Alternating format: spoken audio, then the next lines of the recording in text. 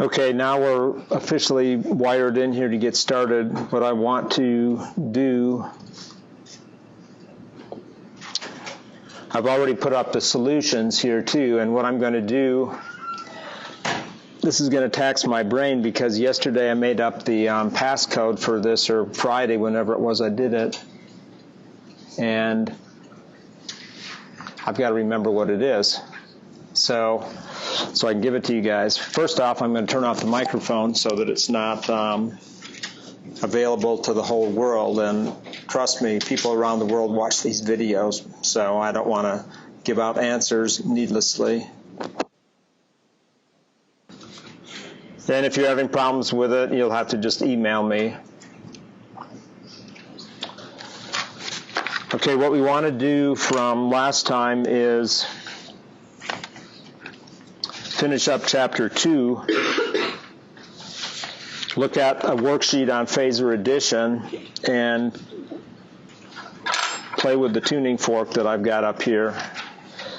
Talk a little bit about how a physical model can be connected, and then look at some of the signal processing that I've done on the tuning fork signal itself after I've recorded it. So this is kind of the finale mathematically of Chapter 2, and that's doing this phasor addition. And the idea with the phasor addition is that, get this thing in the other mode here, is that we start off with a sum of sinusoids. So we start with this guy right in here, a sum of sinusoids all at the same frequency, but at different magnitudes and at different phases. So we've got, what makes them unique is the phi k and the ak. And what our phasor addition formula tells us is that the composite signal, when summed up vectorially using the phasor addition formula, is going to have magnitude A and phase phi, where that magnitude A and phase phi comes about as the magnitude and phase of the complex number that corresponds to the sum of the individual complex numbers that make up the individual magnitudes and phases of the terms. So we have an AK from the AK here and a phi k from the phi k here. That becomes an individual complex number xk. We add all those up, and that composite magnitude and phase is the magnitude and phase of the resultant. And we worked through that last week. There is an example, I think if I back up, yeah, it's right back here, that we also looked at briefly. This particular example, not to go through the numerics of it because we've got a couple examples in the worksheet. But this example starts by saying we have the sum of two sinusoids, both at, let's just do a dummies check here. What frequency are these sinusoids at in hertz?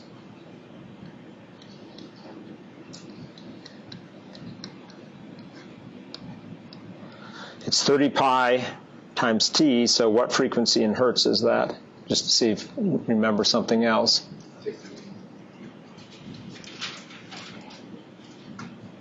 That argument there is omega naught times t, right? That's our standard form for a sinusoid. Omega naught is in radians per second. So radians per second is equal to 2 pi times f naught in hertz, right?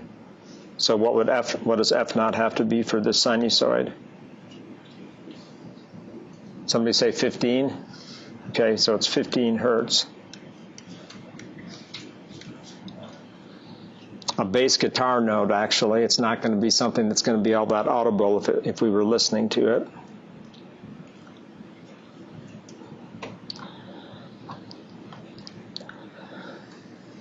And yes, it's written down right there. So I was so excited I forgot that I had it written down. 2 pi times f naught is equal to omega naught, and that's, we always identify that as omega naught when we see a sinusoid. So the phasor addition formula said we could add those two together and get a resultant phase and frequency, or phase and magnitude associated with those two sinusoids, and that's what the math is all about. And it comes down to the core of being able to identify the magnitude and the phase relative to a cosine expansion, because that's the way our theorem is developed. If we have a sine or something else, we have to convert it to a standard form, and we've chosen to expand using cosines. But it comes down to the need then to just add x1 and x2 together as complex numbers, and from that we get the resultant. And equation 259 is the answer. But then in order to physically see more about what's going on, I used MATLAB in this example. If you remember, to just plot the resultant. The two red dashed lines are the component sinusoids, and then the blue one is the resultant. And I went and took a measurement of its amplitude, and yes, it agrees with the theoretical, and its phase shift also agrees with the theoretical. Remember on Friday doing phase shift measurements in MATLAB from your time domain waveforms? Same, that was the approach that I used here. I first got it into a milliseconds time shift. The peak was shifted to the left rather than to the right, so the phase shift is positive in this case.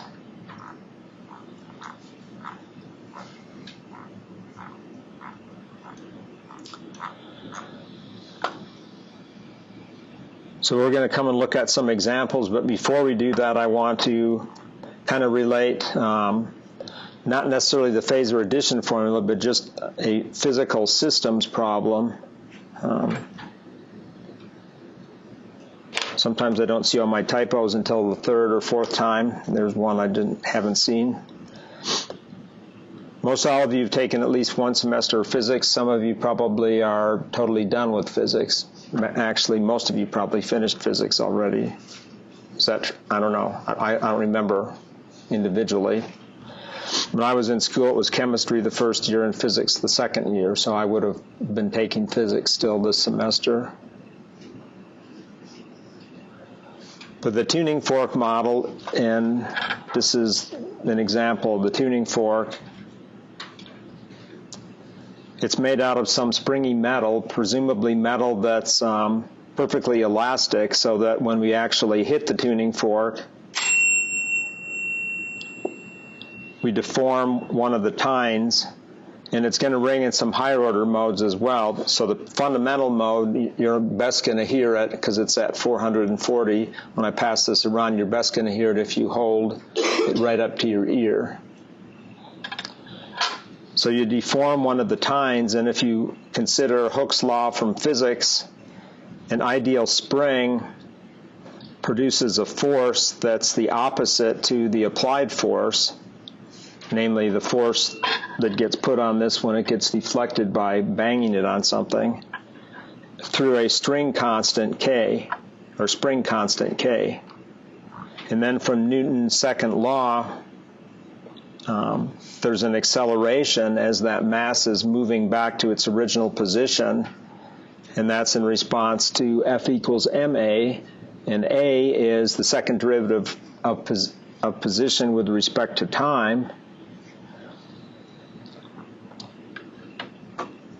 And then the balancing is incorporating into this equation the spring constant minus k times x of t. So that's the bringing things into equilibrium, and this is now a second order differential equation. Solving differential equations is not part of this class, but some of you have been studying that. So we have a second order differential equation, and we end up with a test solution of this form, and that's one of the techniques for solving linear equations, that you assume a solution and then you plug it in and see if it works, right, if it's valid. So that solution is plugged in and you solve it, and in this case you find out what the relationship is between the resonant frequency omega naught, the presumed general solution to the differential equation is some oscillation at omega naught, and the spring constant K and the mass of the tine. So it works out that this is the equation for omega naught. Now from a physical standpoint, we're only really interested in the plus solution. as opposed to the minus solution. The minus frequency is not a physical frequency, but it is a mathematical solution. But it turns out in our analysis that we're going to be seeing in the next chapter, positive and negative frequencies sit in our model just as well, side by side. But the positive solution would be square root of k over m. So it just tells us about the design of the tuning fork, the stiffness, and the mass are the two things that control the frequency. How much I deflect it as long as it stays elastic. In other words, some of you could probably gladly take this in your hands and crush it, right, and permanently deform it. That's not the idea. The idea is to just deflect it a moderate amount so that it can spring back and then do its oscillation.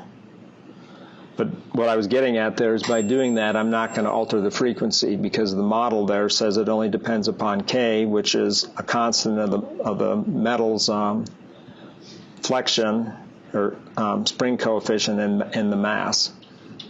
That makes sense, doesn't it? Just like when you pluck a guitar string, you're not supposed to pluck it so hard that you deform it, and now it stretches and plays a lower note. You tighten it once, and hopefully it stays in tune until it starts to fatigue. So I'm going to pass this around, and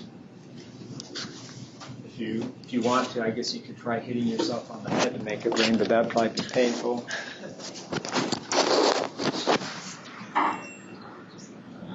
What we're going to do is we're going to listen to it here in MATLAB. It's a 440 hertz tuning fork. These are waveforms that I took by capturing it with this microphone that I'm wearing right now and then zooming in on it. So if I switch over to MATLAB,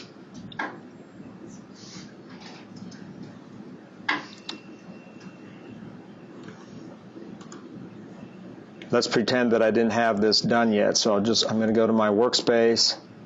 I'm going to empty the workspace out. And I'm going to go to my current folder, and this is a folder just on my desktop system. But after I captured it with the recording system on the PC here, I recorded a WAV file, and then I imported the WAV file into MATLAB. So now I have it saved in MATLAB in what's called a MEX function, or a MAT function. And you're going to deal with MAT functions eventually later in the semester in the lab when you're going to be importing some images and other reference files. It's a binary file format that just allows you to save MATLAB vectors and matrices very efficiently. So I had originally in my workspace an X vector and a T vector that corresponded to the sound that I had recorded. And then I went to save it, and I saved it natively as a MAT file. So it's sitting there when I'm sitting here in the current folder view. I can click on it, and then you can see this expanded view tells me that inside that MAT file are two vectors, one that is the X vector itself, and the other is the corresponding time axis vector. You can package up all kinds of different things inside a MAT file. It's what happens when you want to save your workspace in general. And you can read about that in the MATLAB online help, what you do with MAT files. But in order to open this back up again and get it in the workspace, notice my workspace is empty. MAT files open up very easily. I just double-click on it, go to my workspace, and it's back in there again. So it just unpacks it, puts it in the workspace, so now I can get at it. And just to prove to you that it's there, if I do sound, the sound function, all I have to do with the sound function is to play a vector back. I put the vector in as the first argument, and the second argument is the sampling rate. It was sampled at 8,000 samples per second. This is a discrete time signal because, remember, the computer can't store an infinite number of samples, but I can play it back at this point.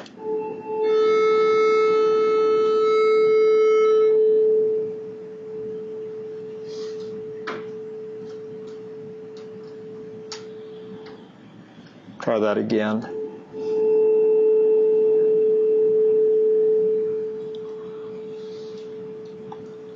That distortion was not on the recording. I had the audio level turned up too high here in the room. So does that sound like a pitch or multiple pitches? That's what the envelope looks like. So what do you suppose was going on over here that caused that little big blip in the envelope of the waveform?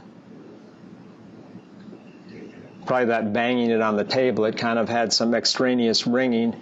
But if I was to go over here and on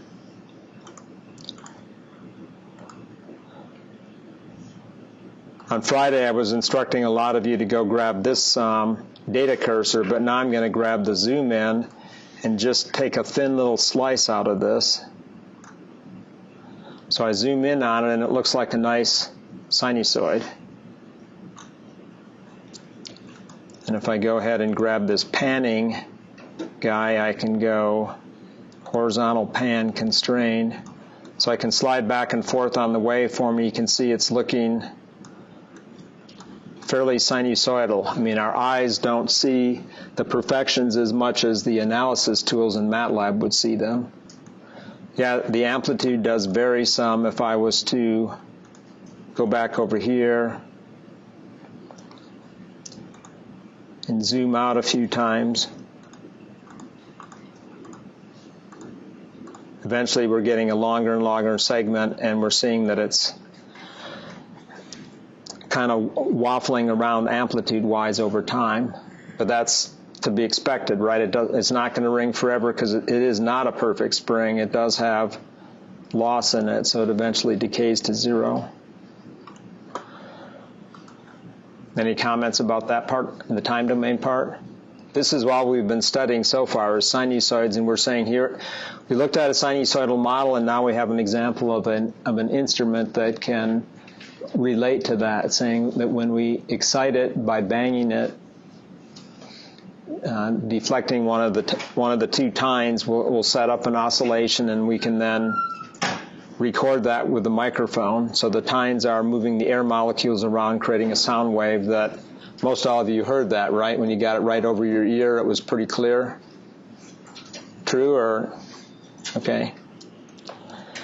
What are some other things we can do with this waveform that you'll be actually experiencing in the lab later is, what does the frequency content look like? We know that a single sinusoid means that it has just a single frequency, but we're suspicious that it may have multiple frequencies, or what we call harmonics, mostly because our ears are pretty discerning. Our ears might say, are we hearing one pitch or are we hearing multiple pitches? Does anybody want to speculate? It looks sinusoidal, but if there were two sinusoids superimposed and one was much weaker than the other one, we probably wouldn't be able to see that with our naked eye. But we have tools in MATLAB and spectral analysis techniques that can do that. So I have this tool called Simple Spectrum Analyzer, which does a fast Fourier transform on the data. And when I run that through and create this plot over here, and this is a decibels-based plot, so I'm looking at the strengths of the spectral content of the waveform in dB, which is 20 log base 10 of the amplitude. I can see that, yes, right over here, oops, wrong tool. I'm going to put the data cursor on.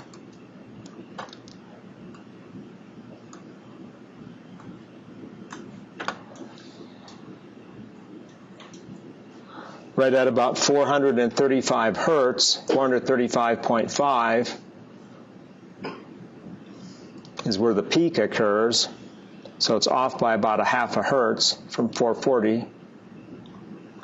There's a strong component there, but then where do you think this next component pops up at? That's another component present in the signal that we think we might have been hearing, but we don't know for sure. Anybody want to guess what that is?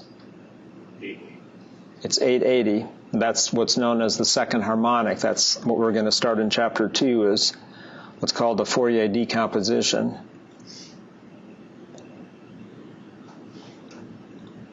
So it's actually just 2 times 435, which is about 870.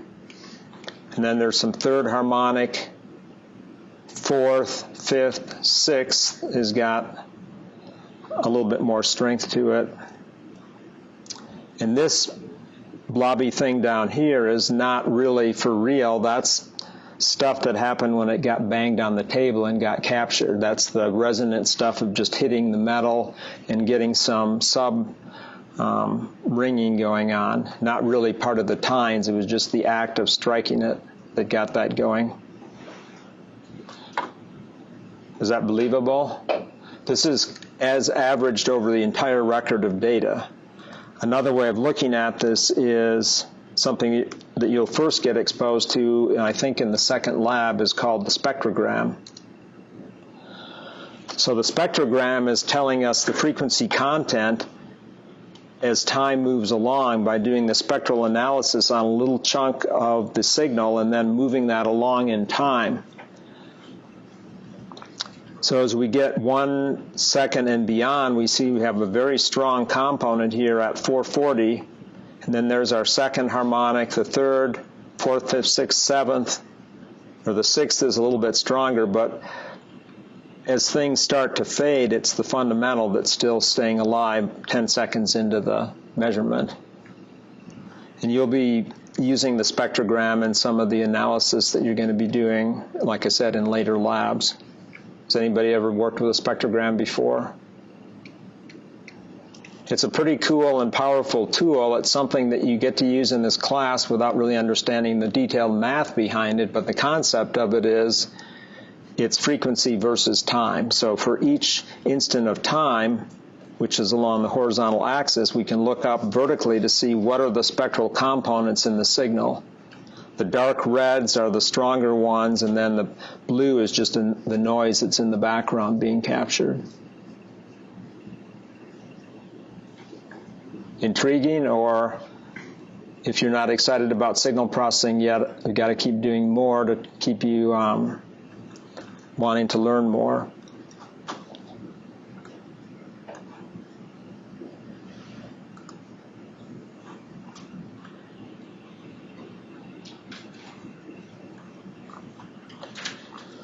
So some discussion to back that up.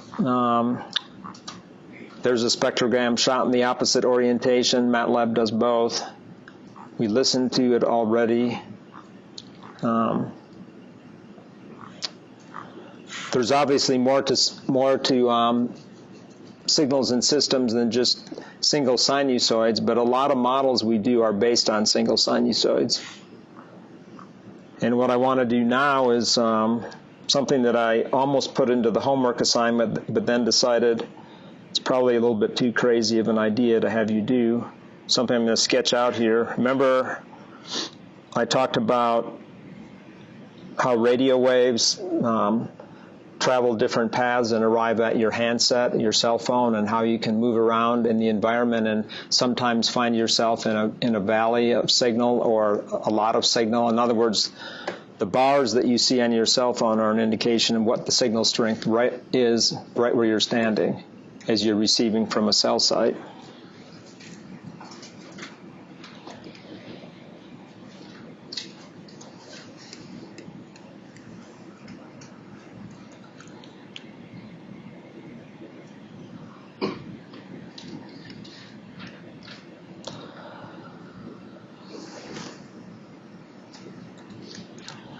So what I'm doing here is I'm going to represent a scenario where I'm going to say we have a user sitting over here at coordinates, and this is going to be x, and this is y. So you've got a user sitting over here at xm, ym. And that user happens to be standing at so many meters away from the transmit antenna, which is at 0, 0.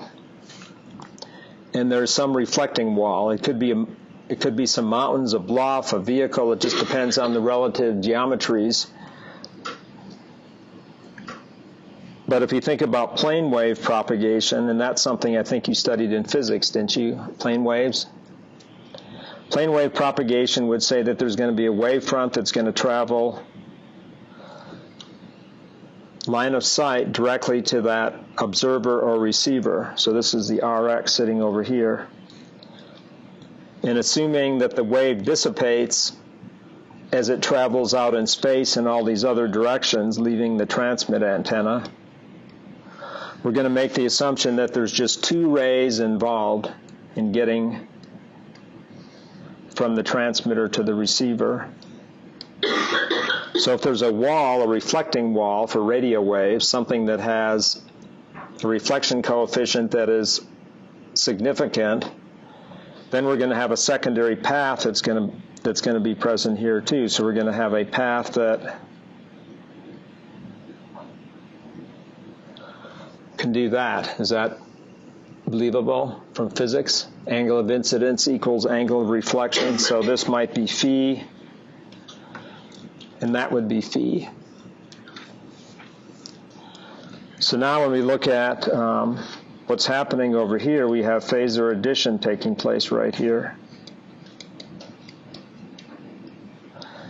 And if I model rho as the reflection coefficient of the signal off the wall, and I call this distance d0, and then the composite distance around through this reflection path d, then I could put together a model with phasor addition, and then I could consider what happens as the user moves around, say, in a rectangle about that point that I called x, m, and y, m, just to get an idea of how things change as you move around within the physics of the problem. Everybody okay so far? Okay, well, I built a model for that up in Mathematica. So I called this my phasor addition in practice, multipath and cellular communications. So the transmit antenna is here. This is a reflecting wall. I can move this around and you can see how the angle of incidence and angle of reflection is preserved. And there's the path lengths, the reflection path and the direct path. Like I said, this was a homework problem that I started to work on, and then I decided, nah, I've tried this stuff before and it usually sinks kind of like a lead balloon. It gets too wrapped up with too much math, but it may still show up someday later in this class. I'm not positive. So that's what's going on there. In terms of the math, what I'm going to do is I'm going to assume that those radio waves are at a frequency of 850 megahertz. So if I go through the speed of light and use that frequency, I will get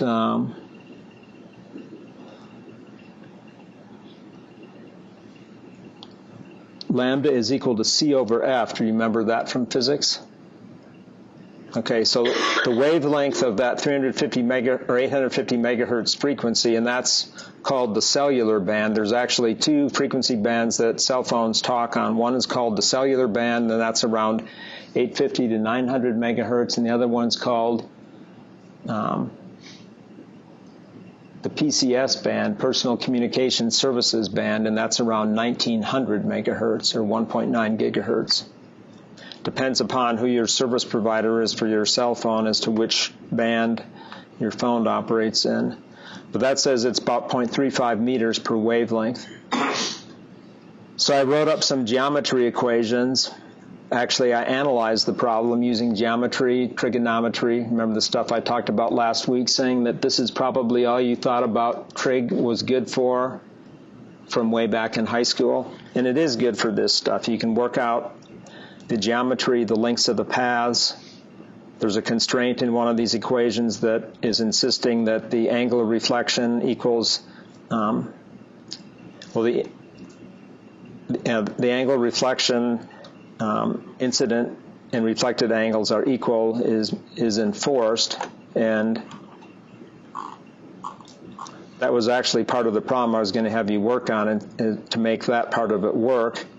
And believe it or not, people do things like this in image processing, scene analysis, and in radio waves.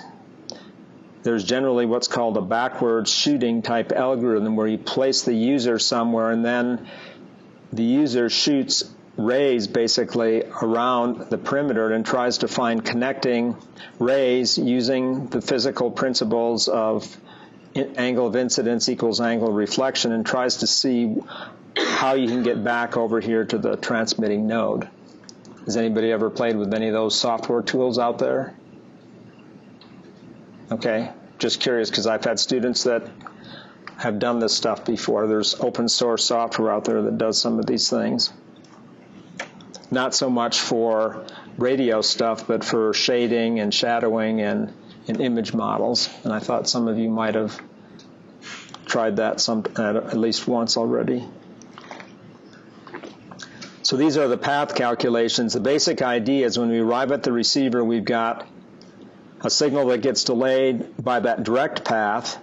So rather than having t minus t naught, notice I have t minus d naught over c.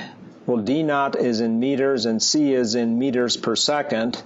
So that's a time delay, right? That tells you how long the radio wave, which travels at the speed of light, would take to propagate d naught meters.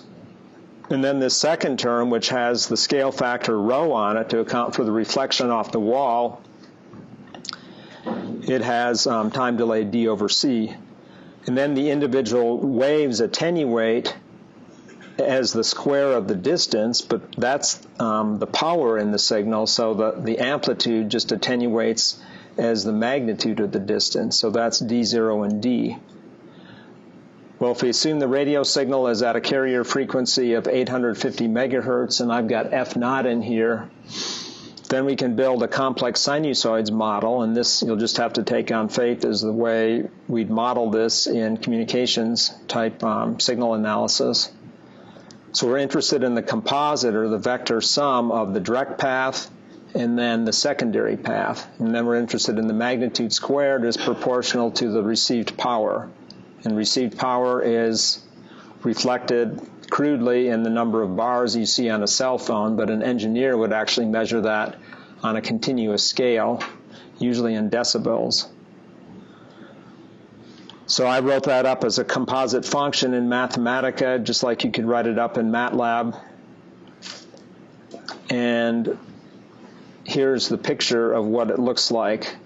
X is the linear distance away from the transmitter, and then Y is the offset with respect to the direct path or the bore site back to the transmit antenna. So you can see that there's a small amount of attenuation as you move further and further away, but as you move laterally across that path back to the transmitter, you're seeing peaks and valleys. It looks kind of like a carpet. And in Mathematica, and MATLAB lets you do this too, you can kind of spin things around and you can see how it's got a structure of peaks and valleys. Does anybody want to speculate as to why we're seeing that? Think physics. It's not signal processing, it's physics. You've got two paths converging at one point with a phasor addition. Cancel each other out. They cancel each other out. But they don't perfectly cancel out to zero because I've set the attenuation factor. In this particular case, I ran it with 0.9, so there's not a perfect annihilation. Plus, there's the path loss factor, which makes that not totally perfect in that regard. And in terms of the decibel variation, it's varying about 20 dB. It's varying from a signal level of minus 60 dB down to minus 80 dB. Now, I don't know how the bars on your cell phone are calculated exactly, but the signal has to be within a certain dynamic range, so many dB plus or minus so many dB, to get good reception. And outside of that, first of all, if it gets too high, the transmitter's just going to back off because there's usually power control involved. But if it gets too weak, then it's gone. You don't have a good link anymore. So what can you do to make it better, or what can you do to mitigate some of these factors? And notice these distances in meters are, this is plus and minus 5 meters, plus and minus a couple of meters, and you're already going between a peak and a valley. And if you were at the 1900 megahertz carrier frequencies, you'd have to travel even less distance because as you go up in frequency, what happens to wavelength? You get smaller. So you're basically switching between a half and a full and a half and a full. Those are the factors that mean either addition or subtraction, right? If you think of how waves would add or subtract, if they're in phase or out of phase. So what do cell service providers do to help people out? Well, looking down at the top of a typical cell tower,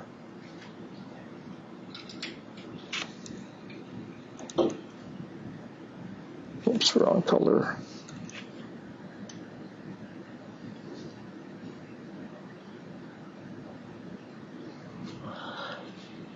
Does anybody not observe that on a cell tower, where you look at it and you see it looks like it's triangular at the top, the head is triangular shaped, and you see a pair of antennas, on each of the sides of the triangle?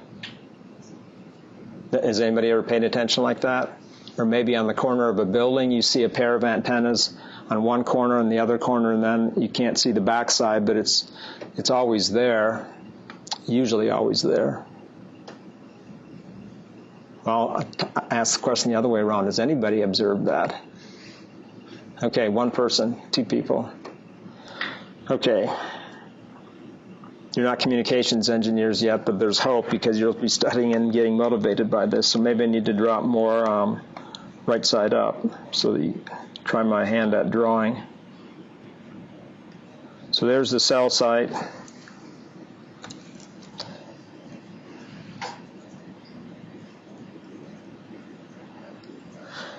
And in cellular communications, they create what are called sectors. So there's basically, I didn't do that very good. Each cell site is divided into 3 sectors. So there's 1, 2, 3. So when you're talking to a cell tower, you're not actually talking to the whole tower, you're talking to 1/3 of the tower. So they take the circle and then divide it up into 3 sectors, which is why you've got this triangular shaped top to the cell tower.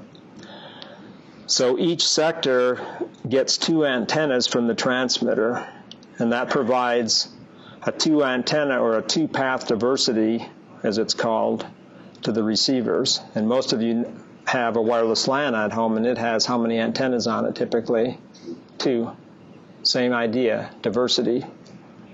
Giving 2 transmission paths to the receivers or the remote mobile users. It'd be a lot harder for us to have 2 antennas on our handset than it would for the tower to have 2 antennas. So how does that idea work? Well, what goes on with that is by putting a separate antenna offset from the primary antenna, you can then set up another set of paths to the receiver, and then if there's multipath, like with a reflecting object, then you can mitigate these issues with the waves getting out of phase and canceling each other by having this diversity capability, as it's called.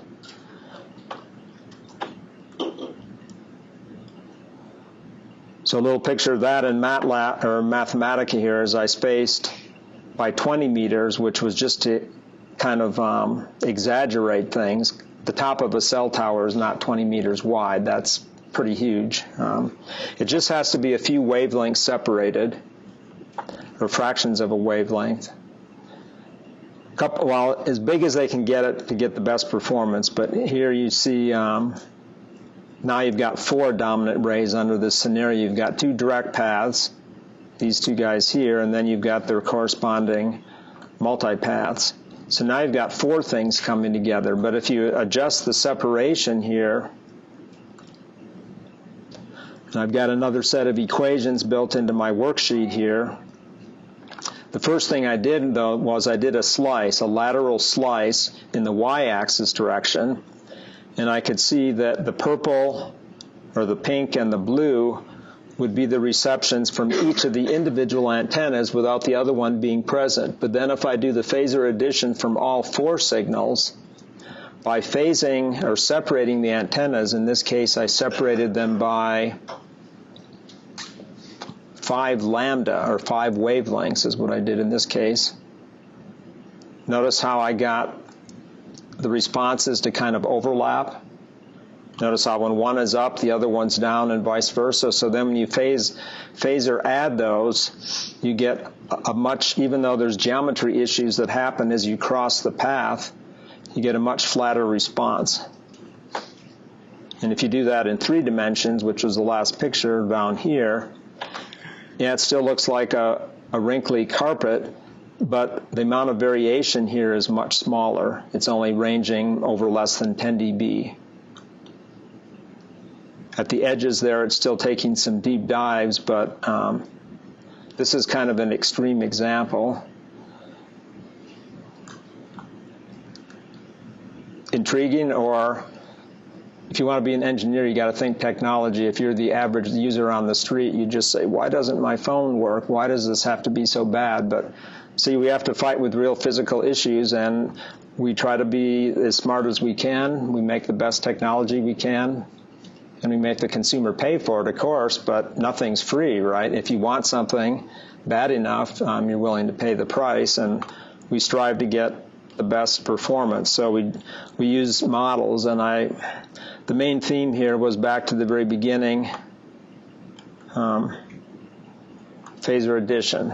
It comes down to this. It's a whole lot more detailed than this, but this is kind of like a high-level application problem.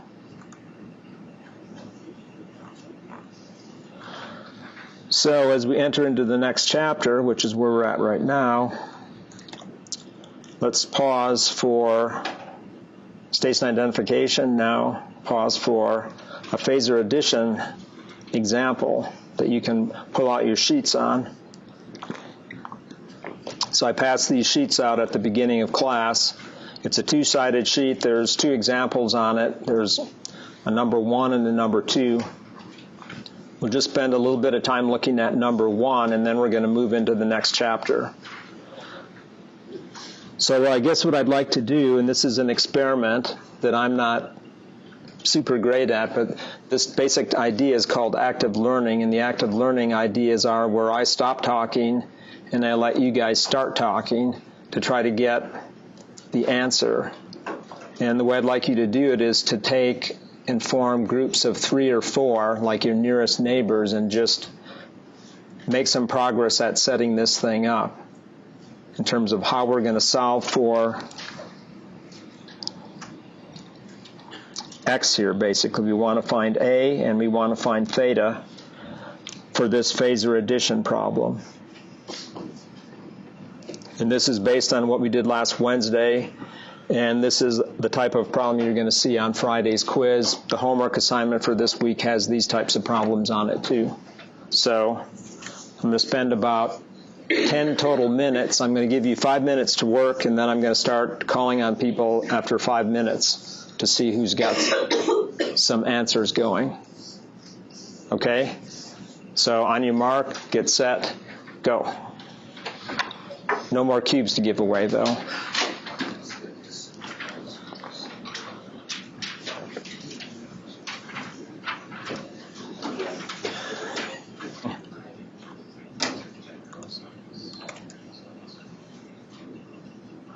Okay, so Jacob is answering, and he's telling us that x1 is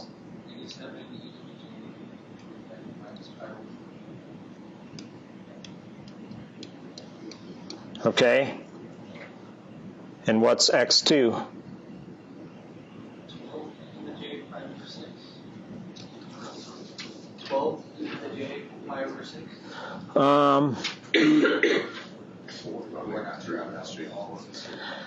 There's some confusion factors in here. There's more to it than that. Does anybody want to take a venture at x2?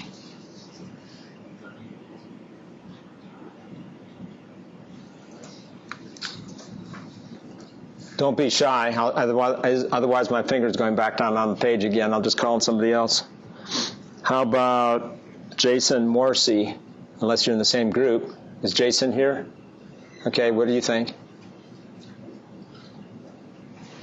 Not sure. Okay. How about Daniel Daway? You're in the back.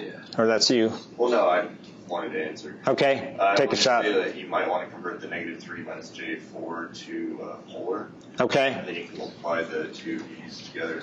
Okay, so we would have the 12 out here, right? Yeah.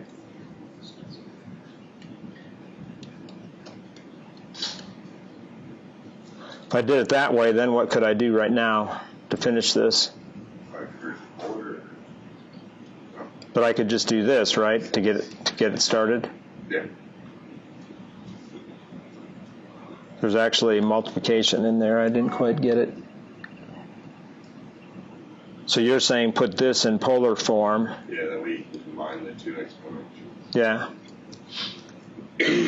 Okay. What about the last term? We'll go back to Jacob.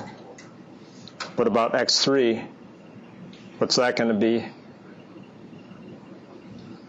Or anybody in your group, whatever you guys, you don't have to, anybody can talk. Well, it starts out with 28. Okay, that's safe. And then you can see I rewrote it in terms of a cosine. For the phasor addition formula to work, everything has to be in terms of the same trig function or expanded that way. And we've chosen to use cosine in our definition, so convert the sine to a cosine. Did I do that correctly by putting in a minus pi over 2? Or adding, is it plus or minus pi over 2? Or adding instead? The trig identity, if I remember. Yeah. I remember. Okay.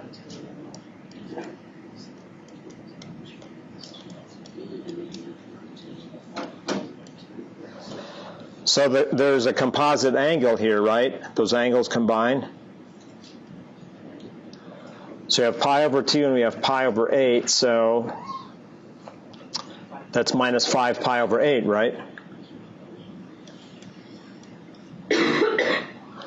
So at this point, depending upon your tool, namely your calculator, what type you have, it's a matter of adding up the three complex numbers. And I don't have the answer either because I haven't worked it out yet. But I have a question. Okay. So Euler's identity is the e to the j theta becomes cosine theta plus j sine theta. Mm-hmm. So how does just one part of that, like a cosine, like for example x1, how does the cosine theta become e to the j theta essentially?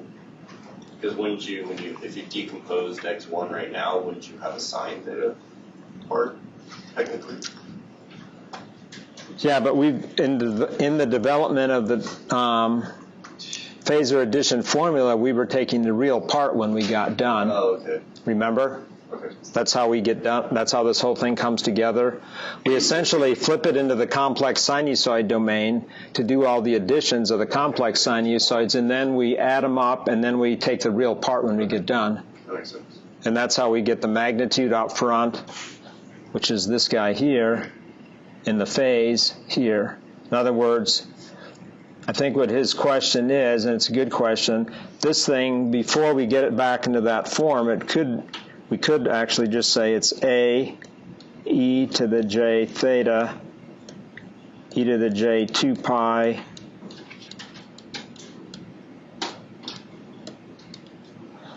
times e to the j 880 t.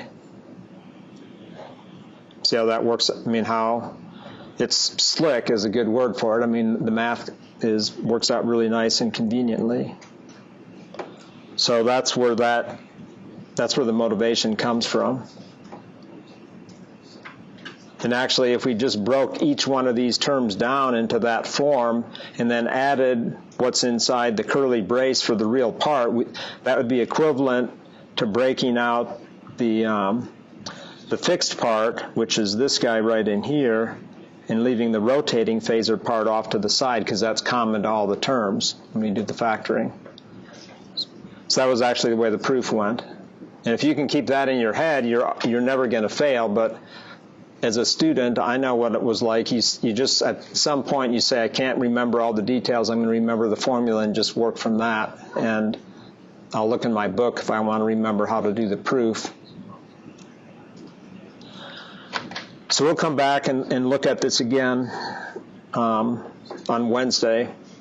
The challenge right now would be to go ahead and finish this off, and like I said, just plug this into your calculator, whatever your tool is, to get the x e to the j theta that's going to come out of adding those three complex numbers together. So what we're talking about adding together are those three guys right there. And they're not all in polar form. They're not all in rectangular form. Numbers add best in polar form, in rectangular form. But again, a fancy calculator doesn't really care. It just blasts right through the math for you. If you have the sines and the cosines and arctangent, then you have to just be flipping back and forth manually.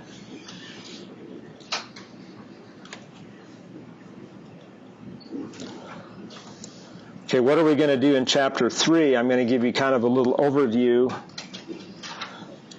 because there's some stuff I want to point out that helps you with the lab that you'll be continuing on this Friday. In this chapter, we're getting into the spectral representation of a signal, and now we're going to consider multiple sinusoids that have different amplitudes, frequencies, and phases.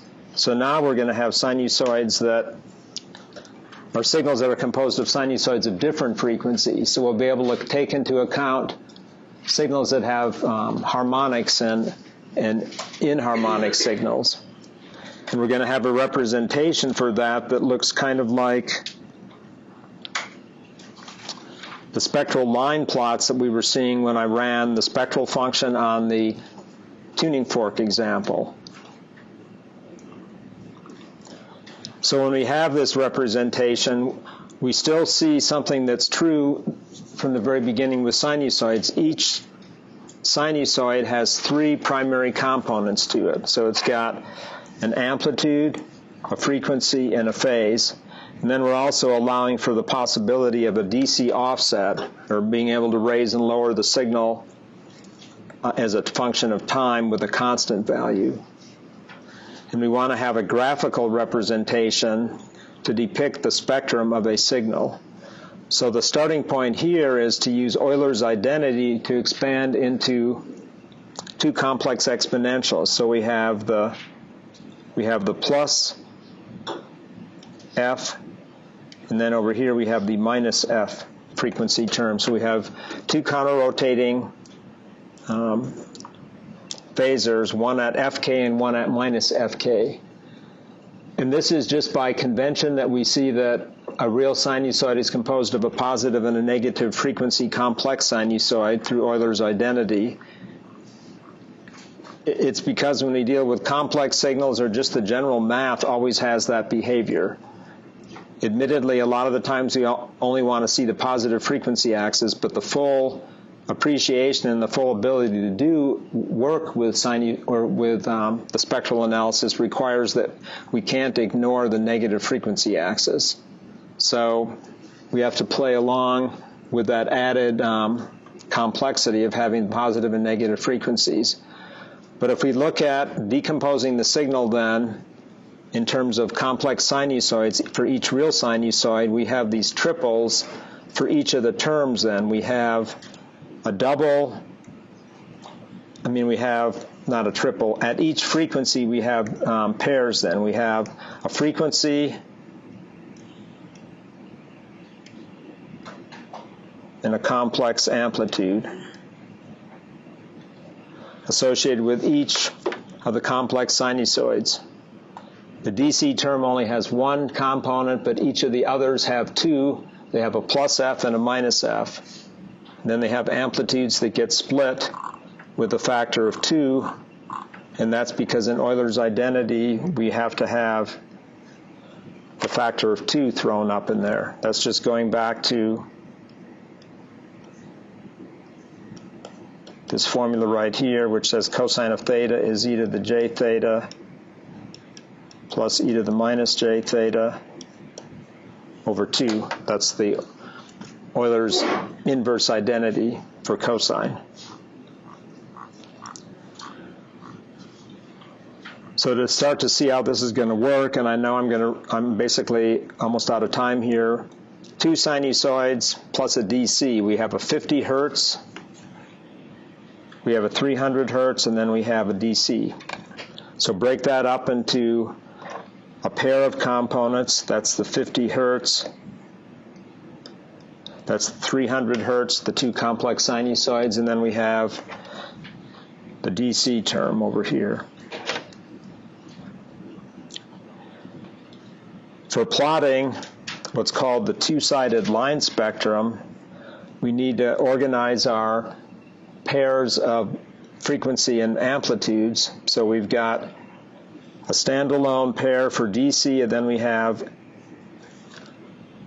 matching equal and opposite frequency pairs for the 50 hertz and then for the 300 hertz. So there's a total of 5 spectral lines. And I wrote a function in MATLAB back in 2006, modified in 2009, didn't modify in 2010, that does these plots in an automated fashion. We can sketch them by hand, and that's something that you're going to have to be able to do on a quiz, but in terms of plotting the magnitude spectrum, that's just telling you the relative strengths of the DC, the 50 hertz, and the 300 hertz. So notice we have always, in the magnitude spectrum, we have symmetry. The strength of the spectral line at 300 is the same as the one at minus 300, and 50 and minus 50, and so on. Then you can plot the angle associated with those spectral lines, and at DC, the angle is 0 in this case, but then there's equal and opposite phases at the 300 and the 50. And we're going to go through more of that next time. What I want to do is jump ahead to something, though, that some of you were maybe wondering about after last week's lab, and that is periodic waveforms. The second sign-off in the lab involved a pair of sinusoids. Actually, it was a DC and 2 different frequencies. And when you observe that waveform, and I know some of you got to that, how many people got both sign-offs done? I signed one off. I don't know how many Kyle signed off. So I saw 2 hands? 4? Okay, several of you got it then. It's kind of a tricky problem, but now it's going to become clear. And we'll go through this some more next time. If we had signals at, say, 2 hertz and 18 hertz present, what our formula is, or the general formula is, when a signal is composed of multiple sinusoids, in order for it to be periodic and be able to identify the period, there has to be a greatest common divisor available for the collection of frequencies. So this is what that second sign-off is all about. You've got 2 different frequencies, and does the composition of these sinusoids at these different frequencies make a periodic signal? It does make a periodic signal if there's a greatest common divisor. So for, say, 2 hertz and 18 hertz, 2 hertz is the greatest common divisor, because 1 times 2 is 2, and 9 times 2 is 18. Suppose you had a signal composed of 3, 7, and 9 hertz.